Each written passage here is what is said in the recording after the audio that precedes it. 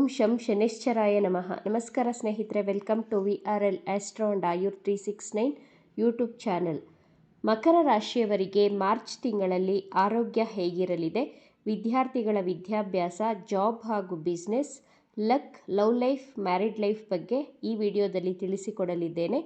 ಮಕರ ರಾಶಿಯವರಿಗೆ ಗೋಚಾರದಲ್ಲಿ ಗ್ರಹಗಳ ಪ್ಲೇಸ್ಮೆಂಟ್ ಹೇಗಿದೆ ಅಂತ ನೋಡೋಣ. ಮಕರ ರಾಶಿಯ ಅಧಿಪತಿ ಶನಿದೇವ ತೃತೀಯ ಭಾವದಲ್ಲಿ ಶುಕ್ರ ಗ್ರಹದ ಜೊತೆ ಸ್ಥಿತವಾಗಿದೆ. ಧನಸ್ಥಾನದಲ್ಲಿ ಸೂರ್ಯಗ್ರಹ, ಮಂಗಳ, ರಾಹು, ಬುಧ ಗ್ರಹಗಳು, 6ನೇ ಭಾವದಲ್ಲಿ ಗುರುಗ್ರಹ, ಅಷ್ಟಮದಲ್ಲಿ ಕೇತುಗ್ರಹ ಸ್ಥಿತವಾಗಿದೆ. ಮಾರ್ಚ್ 11ರಂದು ಗುರುಗ್ರಹ ತನ್ನ ರೆಟ್ರೋಗ್ರೇಡನ್ನು ಬಿಟ್ಟು ನೇರ ಚಲನೆಯನ್ನು ಪ್ರಾರಂಭಿಸಲಿದೆ. ಮೊದಲಿಗೆ ಮಕರ ರಾಶಿಯವರಿಗೆ ಮಾರ್ಚ್ ತಿಂಗಳಲ್ಲಿ ಆರೋಗ್ಯ ಹೇಗಿರಲಿದೆ ಎಂದು ನೋಡೋಣ. ಆರೋಗ್ಯವನ್ನು ಮೊದಲನೇ ಭಾವದಿಂದ ವಿಶ್ಲೇಷಣೆ ಮಾಡಬೇಕು. ನಿಮ್ಮ ರಾಶ್ಯಾಧಿಪತಿ 3ನೇ ಭಾವದಲ್ಲಿ ಸ್ಥಿತವಾಗಿದೆ. ನಿಮ್ಮ 6ನೇ ಭಾವದ ಅಧಿಪತಿ ಬುಧ ಗ್ರಹ ದ್ವಿತೀಯ ಸ್ಥಾನದಲ್ಲಿದೆ. ಬುಧ ಗ್ರಹ ಅಂದರೆ ಸ್ಕಿನ್ಗೆ ಕಾರಕ ಗ್ರಹ. ಬುಧ ಗ್ರಹ ರಾಹುಗ್ರಹ ಹಾಗೂ ಸೂರ್ಯಗ್ರಹದ ಜೊತೆ ಸ್ಥಿತವಾಗಿರುವುದರಿಂದ ನಿಮಗೆ ಥ್ರೋಟ್ ಇನ್ಫೆಕ್ಷನ್, ಸ್ಕಿನ್ ಅಲರ್ಜಿ, ಕಫ, ಕೋಲ್ಡ್ ಆಗುವುದು, ಶೀತ ಕೆಮ್ಮಿಗೆ ಸಂಬಂಧಿಸಿದ ಹಾಗೆ ಗಂಟಲಿಗೆ ಸಂಬಂಧಿಸಿದಂತಹ ಆರೋಗ್ಯ ಸಮಸ್ಯೆಗಳು ಎದುರಾಗುತ್ತವೆ. ಹೆಲ್ದಿ ಫುಡ್ ಹ್ಯಾಬಿಟ್ಸ್ನ ಫಾಲೋ ಮಾಡಿ. ಮಕರ ರಾಶಿ ವಿದ್ಯಾರ್ಥಿಗಳ ವಿದ್ಯಾಭ್ಯಾಸದ ಬಗ್ಗೆ ನೋಡೋಣ. ವಿದ್ಯಾಭ್ಯಾಸವನ್ನು ಪಂಚಮ ಭಾವದಿಂದ ನೋಡಬೇಕು. ನಿಮ್ಮ ಪಂಚಮಾಧಿಪತಿ ಶುಕ್ರ ಗ್ರಹ ಮೀನರಾಶಿಯಲ್ಲಿದೆ. ಮಾರ್ಚ್ 26ಕ್ಕೆ ಶುಕ್ರ ಗ್ರಹ 4ನೇ ಭಾವದಲ್ಲಿ ಗೋಚಾರ ಮಾಡಲಿದೆ. ಪಂಚಮಾಧಿಪತಿ ಶುಕ್ರ ಗ್ರಹ ಹಾಗೂ ನಿಮ್ಮ ರಾಶ್ಯಾಧಿಪತಿ ಶನಿ ಗ್ರಹ ಒಂದೇ ಭಾವದಲ್ಲಿರುವುದು ಶುಭ ಸೂಚನೆ. ವಿದ್ಯಾರ್ಥಿಗಳು ನಿಮ್ಮ ವಿದ್ಯಾಭ್ಯಾಸದಲ್ಲಿ ಹೆಚ್ಚು ಆಸಕ್ತಿಯಿಂದ ಓದುತ್ತೀರಾ. ನೀವು ಬೇರೆ ಕಡೆ ಕೋಚಿಂಗ್ಗೆ ಜಾಯಿನ್ ಆಗಬೇಕು ಅಥವಾ ನಿಮ್ಮ ಸ್ಟಡೀಸ್ನ out of country, out of ಸ್ಟೇಟಲ್ಲಿ ಮಾಡಬೇಕು ಅಂದುಕೊಂಡಿದ್ದರೆ ಜಾಯಿನ್ ಆಗಬಹುದು. ಮಾರ್ಚ್ ತಿಂಗಳಲ್ಲಿ ವಿದ್ಯಾರ್ಥಿಗಳ ವಿದ್ಯಾಭ್ಯಾಸ ಮಾರ್ಚ್ ತಿಂಗಳಲ್ಲಿ ಎಕ್ಸಲೆಂಟ್ ಆಗಿದೆ. ಮಕರ ರಾಶಿಯವರ ಲವ್ ಲೈಫ್ ಬಗ್ಗೆ ನೋಡೋಣ. ಪ್ರೀತಿ ಪ್ರೇಮದ ವಿಚಾರವನ್ನು 5ನೇ ಭಾವದಿಂದ ನೋಡಬೇಕು. ನಿಮ್ಮ ಪಂಚಮಾಧಿಪತಿ ಶುಕ್ರ ಗ್ರಹ 3ನೇ ಭಾವದಲ್ಲಿ ಸ್ಥಿತವಾಗಿದೆ. ನಿಮ್ಮ ರಾಶ್ಯಾಧಿಪತಿಯ ಜೊತೆ ಸ್ಥಿತವಾಗಿದೆ. ಇಷ್ಟು ದಿನ ನಿಮ್ಮ ಲವ್ ಲೈಫಲ್ಲಿ ಇದ್ದಂತಹ ಅನುಮಾನಗಳು, ವೈಮನಸ್ಸುಗಳು, ಮಿಸ್ಅಂಡರ್ಸ್ಟ್ಯಾಂಡಿಂಗ್ಸ್ ದೂರವಾಗಿ ಪರಸ್ಪರ ಸಾಮರಸ್ಯದಿಂದ ಕೂಡಿರುತ್ತೀರಾ. ನಿಮ್ಮಿಂದ ನಿಮ್ಮ ಪ್ರೇಮಿ ದೂರವಾಗಿದ್ದರೆ ಮಾರ್ಚ್ ತಿಂಗಳು ನಿಮ್ಮ ಪ್ರೇಮಿ ತನ್ನ ತಪ್ಪುಗಳನ್ನು ರಿಯಲೈಸ್ ಮಾಡಿಕೊಂಡು ಅವರಾಗಿಯೇ ಬಂದು ನಿಮ್ಮನ್ನು ಮಾತನಾಡಿಸುವಂತಹ ಪ್ರಯತ್ನವನ್ನು ಮಾಡೇ ಮಾಡ್ತಾರೆ. ಮಾರ್ಚ್ ತಿಂಗಳಲ್ಲಿ ಲವ್ ಲೈಫ್ ಚೆನ್ನಾಗಿದೆ. ಮ್ಯಾರಿಡ್ ಲೈಫ್ ಬಗ್ಗೆ ನೋಡೋಣ. ವೈವಾಹಿಕ ಜೀವನವನ್ನು ಸಪ್ತಮ ಭಾವದಿಂದ ನೋಡಬೇಕು.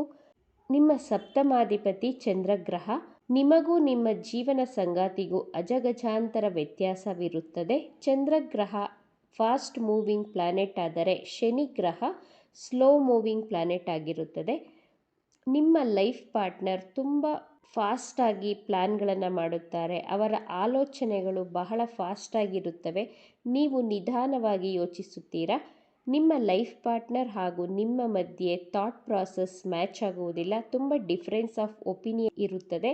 ನಿಮ್ಮ ಲೈಫ್ ಪಾರ್ಟ್ನರ್ ತುಂಬ ಮೂಡಿ ಸ್ವಭಾವದವರಾಗಿರುತ್ತಾರೆ. ನೀವು ತುಂಬ ಸ್ಟೇಬಲ್ ಆಗಿ ಯೋಚನೆ ಮಾಡುತ್ತೀರಾ. ಮಾರ್ಚ್ ತಿಂಗಳಲ್ಲಿ 70 to 80% ಮ್ಯಾರಿಡ್ ಲೈಫ್ ಚೆನ್ನಾಗಿದೆ. ಈ ತಿಂಗಳು ಧಾರ್ಮಿಕ ಯಾತ್ರೆ ಮಾಡಲು ಪ್ಲಾನನ್ನು ರೆಡಿ ಮಾಡಿಕೊಳ್ಳುತ್ತೀರಾ. ಮಕರ ರಾಶಿಯವರ ಅದೃಷ್ಟ, ಜಾಬ್ ಹಾಗೂ ಬಿಸ್ನೆಸ್ ಬಗ್ಗೆ ನೋಡೋಣ. ನಿಮ್ಮ ರಾಶ್ಯಾಧಿಪತಿ ಶನಿ ಗ್ರಹದ ದೃಷ್ಟಿ ನಿಮ್ಮ ಭಾಗ್ಯಸ್ಥಾನಕ್ಕೆ ಬೀಳುತ್ತಿರುವುದರಿಂದ ಮಾರ್ಚ್ ತಿಂಗಳಲ್ಲಿ ಟ್ರೇಡಿಂಗಲ್ಲಿ ಲಾಂಗ್ ಟರ್ಮ್ ಇನ್ವೆಸ್ಟ್ ಮಾಡಿದವರಿಗೆ ಉತ್ತಮ ಧನಲಾಭವಾಗಲಿದೆ. ಮಾರ್ಚ್ ತಿಂಗಳಲ್ಲಿ ಮಕರ ರಾಶಿಯವರು ನಿಮ್ಮ ಜಾಬಲ್ಲಿ ತುಂಬ ಹಾರ್ಡ್ ವರ್ಕ್ ಮಾಡುತ್ತೀರಾ. ತುಂಬ ಎಫರ್ಟ್ ಹಾಕಿ ಕೆಲಸ ಕಾರ್ಯಗಳನ್ನು ಮಾಡುತ್ತೀರಾ. ನಿಮ್ಮ ಆಲಸ್ಯ ಸಂಪೂರ್ಣವಾಗಿ ಕಡಿಮೆಯಾಗಿ ಬಹಳ ಆ್ಯಕ್ಟಿವ್ ಆಗಿರುತ್ತೀರಾ. ಕೆಲಸ ಕಾರ್ಯಗಳನ್ನು ಬಹಳ ಚಟುವಟಿಕೆಯಿಂದ ಮಾಡುತ್ತೀರಾ. ನಿಮ್ಮ ಮಾತಿನಿಂದ ಸಹೋದ್ಯೋಗಿಗಳ ಜೊತೆ ವೈಮನಸ್ಸುಗಳಾಗುವಂತಹ ಸಾಧ್ಯತೆಗಳಿರುವುದರಿಂದ ಯೋಚಿಸಿ ಸಮಾಧಾನವಾಗಿ ಮಾತನಾಡಿ. ನೀವು ಮಾತನಾಡಿದ್ದನ್ನು ಅವರು ತಪ್ಪಾಗಿ ಅರ್ಥ ಮಾಡಿಕೊಳ್ಳುವಂತಹ ಸಾಧ್ಯತೆಗಳಿವೆ. ನಿಮ್ಮ ಕಾರ್ಯಕ್ಷೇತ್ರದಲ್ಲಿ ಜವಾಬ್ದಾರಿ ಹೆಚ್ಚಾದರೆ ಭಯ ಪಡುವ ಅವಶ್ಯಕತೆ ಇಲ್ಲ. ಇದು ಭವಿಷ್ಯದ ಪ್ರಗತಿಗೆ ದಾರಿಯಾಗಲಿದೆ. ಸರ್ಕಾರಿ ಕೆಲಸ, ಬ್ಯಾಂಕಿಂಗ್ ಕ್ಷೇತ್ರ, ಅಕೌಂಟಿಂಗ್, ಆಡಳಿತ ಕ್ಷೇತ್ರದಲ್ಲಿ ಉತ್ತಮ ಯೋಗ. ನೀವು ಸ್ಟಾಕ್ ಮಾರ್ಕೆಟಲ್ಲಿ ಹಳೆಯ ಹೂಡಿಕೆ ಮಾಡಿದ್ದರೆ ಮಾರ್ಚ್ ತಿಂಗಳು ಹೆಚ್ಚಿನ ಧನಲಾಭವನ್ನು ನೋಡುತ್ತೀರಾ. ರಿಯಲ್ ಎಸ್ಟೇಟ್, ಕನ್ಸ್ಟ್ರಕ್ಷನ್ ಫೀಲ್ಡ್, ಲೋಹ ಸಂಬಂಧಿತ ವ್ಯವಹಾರಗಳಲ್ಲಿ ಹೆಚ್ಚಿನ ಧನಲಾಭವಾಗಲಿದೆ. ಸೈಡ್ ಇನ್ಕಮ್ ಬರಲಿದೆ. ಆನ್ಲೈನ್ ಕೆಲಸದಿಂದ ಲಾಭ ಬರಲಿದೆ. ಸ್ಟಾಕ್ ಮಾರ್ಕೆಟಲ್ಲಿ ದೀರ್ಘಕಾಲ ಹೂಡಿಕೆಯಿಂದ ಲಾಭ ಬರಲಿದೆ. ಆದ್ದರಿಂದ ಮಾರ್ಚ್ ತಿಂಗಳಲ್ಲಿ ನೀವು ಹೂಡಿಕೆಯನ್ನು ಮಾಡಬಹುದು.